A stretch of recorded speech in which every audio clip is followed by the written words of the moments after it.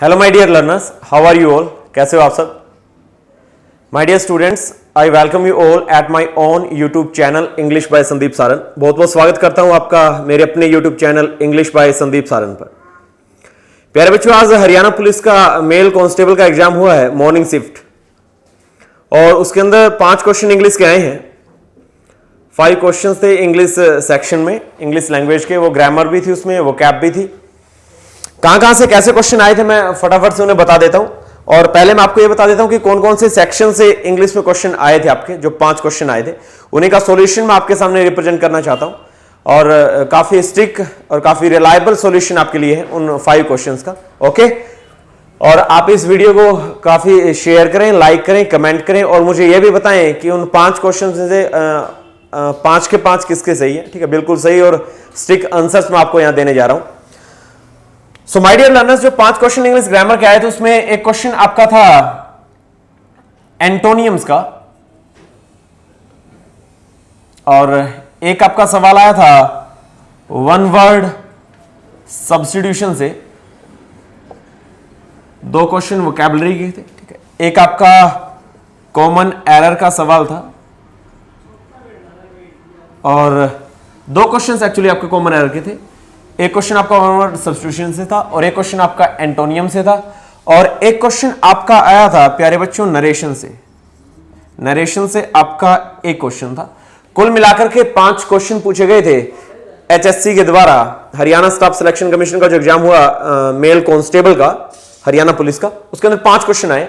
मैं फटाफट से उनके आंसर्स आपको बता देता हूं, और कैसे कैसे सवाल पूछे थे उनको अभी हम यहां पे डिस्कस कर लेते हैं। और अपने आंसर्स आप जरूर मैच करना। मैं आपको काफी रिलायबल आंसर्स यहां पे देने जा रहा हूं, काफी अच्छे आंसर्स आपके सामने।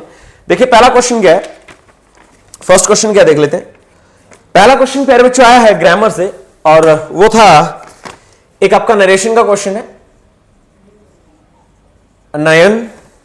नयन एक्सक्लेम्ड सैडली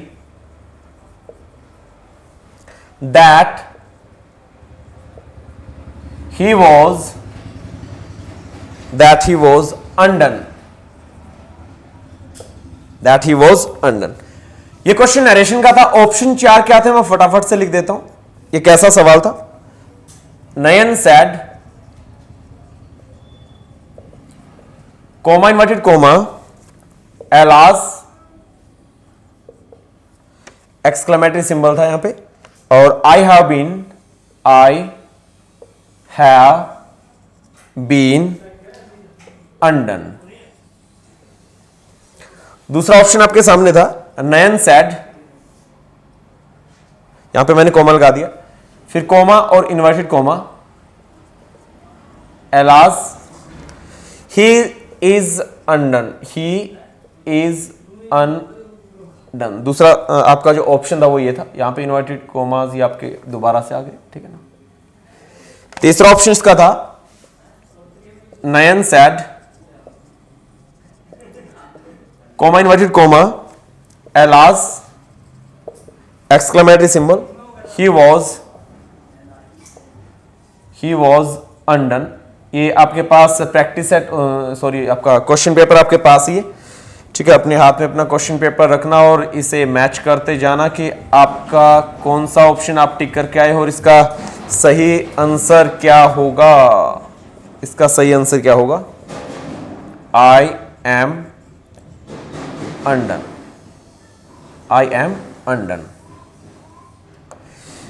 ये आपका पहला सवाल है प्यारे बच्चों, ये आपका पहला सवाल है। इसका आपको बताना है कि आंसर क्या आएगा। एक्चुअली में पता सुन, ये क्वेश्चन नरेशन का, डायरेक्ट और इनडायरेक्ट का। जो क्वेश्चन ऊपर दिया गया है ये मेरे हिसाब से अभी ये 91 क्वेश्चन है आपका, जो एचएसएससी ने पूछा है आज के पेपर में। 91 question. Nayan exclaimed sadly that he was undone. प्यारे बच्चों, एक्सक्लेमेटरी सेंटेंसेस है, ऐसे सेंटेंसेस के आपसे इनडायरेक्ट पूछा गया था। और 2 तरीके से सवाल बनते हैं, या तो इनडायरेक्ट देकर के डायरेक्ट पूछ लेता है, या फिर डायरेक्ट देकर के इनडायरेक्ट पूछ लेता है। लेकिन अभी जो ये सवाल बना था 91, ये डायरेक्ट स्पीच, सॉरी आपका डायरेक्ट स्पीच का था। सॉरी, जो क्वेश्चन बना था वो किसका बना था? इनडायरेक्ट स्पीच का। सॉरी, किसका बना था? इनडायरेक्ट स्पीच का। मतलब क्वेश्चन दे दिया गया इनडायरेक्ट स्पीच का, और 4 ऑप्शन दे दिए गए ठीक है, आपको डायरेक्ट स्पीच के, किसके दे दिए गए, डायरेक्ट स्पीच के। अब आपको इन चारों ऑप्शन में से बताना था कि इस इनडायरेक्ट का डायरेक्ट स्पीच कौन सा बनेगा। ध्यान देना प्यारे बच्चों, ये जो नयन, सैड सैड सैड सैड, ये तो चारों में सेम है। एलास एलास एलास एलास, ये भी चारों में सेम है। जब आप इन कोमा और इन्वर्टेड कोमास को हटाते हो तो वहां पे दैट लगाया जाता है, ये दैट भी लगा दिया। और ये जो एलास वर्ड है इसका मतलब होता है हाय, हाय मैं बर्बाद हो गया, हाय मैं लुट गया, इस टाइप से इस शब्द को बोला जाता है। और ये शब्द सैडली की सेंस देता है, तो इसने क्या लिख दिया, सैडली, फिर क्या दे दिया, दैट, आपने कंजंक्शन के तौर पे लगा दिया। अब होता क्या है प्यारे बच्चों, फर्स्ट पर्सन सब्जेक्ट के अकॉर्डिंग चेंज होता है, सेकंड पर्सन ऑब्जेक्ट के अकॉर्डिंग चेंज होता है, थर्ड पर्सन में नो चेंज आता है। अब प्यारे बच्चों अगर यहां पे ही यूज किया गया है, क्या यूज किया गया, ही, तो इसका मतलब वो बंदा आई रहा होगा और आई के मुताबिक ही नैन किस में बदला होगा, ही में बदला होगा। तो ये जो ही वाले ऑप्शन है ना, ये तो कभी आ ही नहीं सकते, क्योंकि आई फर्स्ट पर्सन नैन के मुताबिक चेंज होगा और यहां पे क्या आएगा, ही आएगा। तो भाई ये जो ही वाले ऑप्शन है ये तो कैंसिल ही हो गए, आपका सेकंड और थर्ड ऑप्शन तो कैंसिल ही हो गया। अब प्यारे बच्चों जब बात पास्ट की होती है तो इजमार किस में बदल जाता है, वॉज वर में, किस में बदल जाता है, वॉज वर। तो प्यारे बच्चों इसके अंदर क्या है, एम, आई एम अनडन का बनेगा ही वॉज अनडन, ठीक है। सो माय डियर लर्नर्स, इसका जो सही आंसर आएगा, एप्रोप्रिएट आंसर, वो आपका फोर्थ होगा। कौन सा होगा, फोर्थ। तो ये इनडायरेक्ट से डायरेक्ट पूछा गया था। बंदा कह रहा है Nayan said alas I am undone, वो कहता है मैं बर्बाद हूं, ठीक है, मैं बर्बाद हो चुका हूं, मेरे पास कुछ नहीं है, ठीक है, मैं तबाह हूं, मैं बर्बाद हूं, इस टाइप से वो बंदा बोल रहा है। अनडन का मतलब होता है तबाह, बर्बाद, ठीक है, विनाश होना। और ये अपने आप में एक एडजेक्टिव है कि मैं तबाह हो गया हूं, बर्बाद हो गया हूं, मैं लुट गया हूं, इस टाइप से वो कह रहा है। तो आई एम अनडन का बनेगा he was undone. So my dear learners 91 का आंसर आएगा और फोर्थ, ठीक है। आप मुझे कमेंट करके जरूर बताना कि आपके कितने क्वेश्चन सही हैं, ओके। अब प्यारे बच्चों मैं 92 लिख देता हूं। 5 सवाल पूछे थे एचएसएससी ने आपसे, हरियाणा स्टाफ सिलेक्शन कमीशन ने 5 सवाल पूछे हैं मेल कांस्टेबल के पेपर में इंग्लिश के, ओके। तो पहला सवाल हमने कर लिया 91, अभी मैं 92 लिख रहा हूं। 92 क्या है अभी देखते हैं। 92 क्या पूछा गया, ही वॉज डिस्चार्ज, 92 क्वेश्चन ये है,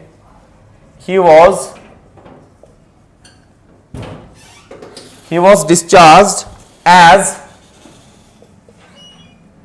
there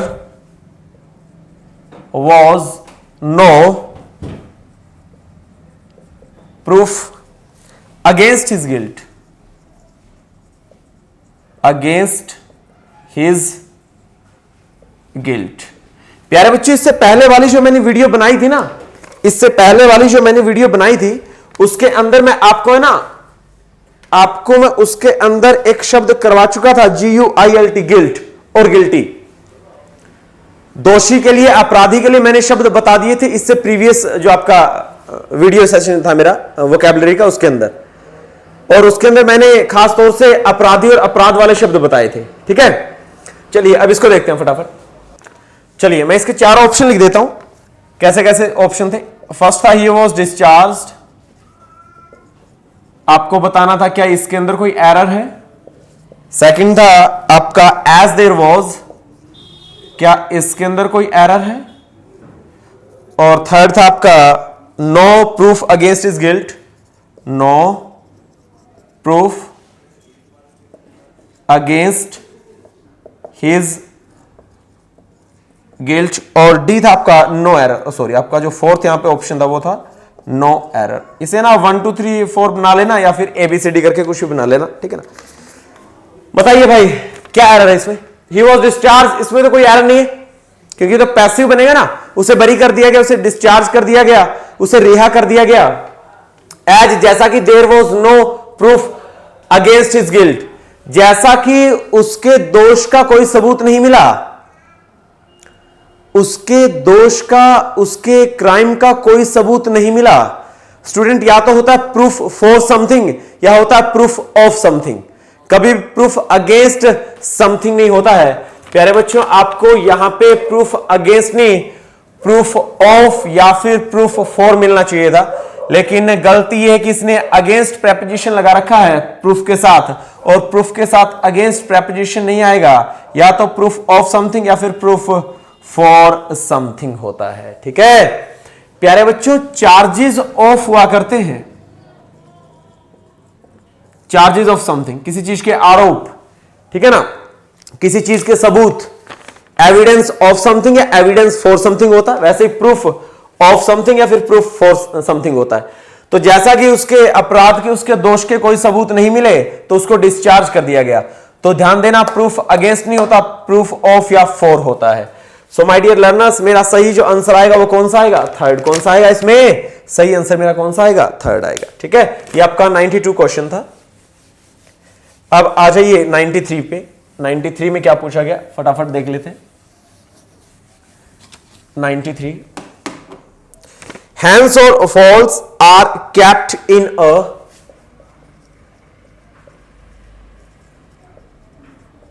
फॉल्स, ये आपका जो सवाल था ये वन वर्ड सब्स्टिट्यूशन से आया था। अभी हमने एक कॉमन एरर का सवाल पढ़ लिया, एक नरेशन का पढ़ लिया, अब पढ़ रहे हैं वन वर्ड सब्स्टिट्यूशन का। ये 93 आपका है, कैप्ट इन अ।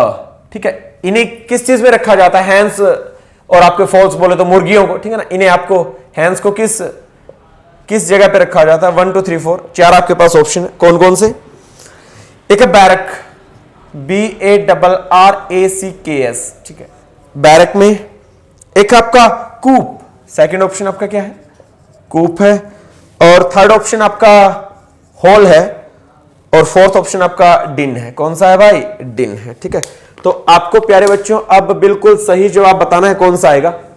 हैंस को, मुर्गियों को और फॉल्स को कहां रखा जाता है? कौन सा स्थान होता है? अरे प्यारे बच्चों, जो DN होता है ना, ये तो वाइल्ड एनिमल्स के लिए होता है। ये तो ऐसा स्थान होता है जहां पे जंगलों के अंदर जंगली जानवर रहते हैं। वैसे डिन को प्यारे बच्चों मांद कहा जाता है, मांद। शेर वगैरह, ठीक है, टाइगर, चीते वगैरह जहां पे रहते हैं अपनी जगह बना करके, ठीक है, जंगलों में, उसे डिन कहा जाता है। होल, कोई भी होल हो गया, ठीक है, सुराग हो गया। बैरक, बैरक, अरे आप बैरक समझते होंगे ना, छावनी या फिर सेना जहां पे रहती है। ठीक है, बैरक को बोला जाता है सैनिक निवास। क्या बोला जाता है? सैनिक निवास, जहां पे सेना ठहरती है, फिर सैनिक रहते हैं।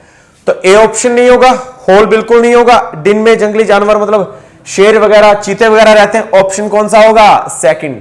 सेकंड ऑप्शन बिल्कुल सही, कूप। जैसे आपने चिकन कूप, ठीक है, ये आपके हैंड्स कूप सुने होंगे, ठीक है ना, जो आपकी चिकन वगैरह की जो दुकानें होती है और उनके बाहर आपके जो हैंड्स वगैरह होते हैं और उनको जहां पे रखा जाता है उसी को तो कूप बोला जाता है, उनके रखे जाने की जगह। ठीक है, जहां पे हैंड्स को और फॉल्स को रखा जाता है। तो प्यारे बच्चों, इसका सही आंसर 93 का सेकंड आएगा, कूप। ओके, 94, फटाफट से आ जाइए 94 पे और मैच करते रहिए अपने आंसर्स। 94 का क्या रहने वाला देखते हैं। 94 क्या है? डेक्स्ट्रस का एंटोनियम्स पूछा गया था। प्यारे बच्चों, डेक्स्ट्रस का एंटोनियम पूछा गया था। ये एंटोनियम का सवाल था। ठीक है, एंटोनियम्स पूछा गया था किसका? डेक्स्ट्रस। अरे प्यारे बच्चों, डेक्स्ट्रस क्या होता है? दक्ष होता है, कुशल होता है, स्किल्ड होता है, एक्सपीरियंस्ड होता है, वेटरन होता है, एड्रोइट होता है। तो इसका मतलब तो डेक्स्ट्रस होता है बंदा कौन? जो कुशल हो, जो किसी काम में दक्ष हो, जो किसी काम में निपुण हो। अब आपको इसका अपोजिट बोले तो एंटोनियम क्या होता है? अपोजिट या विपरीतार्थक बताना है। 4 ऑप्शन कौन से हैं? फटाफट से लिख देता हूं, देखो।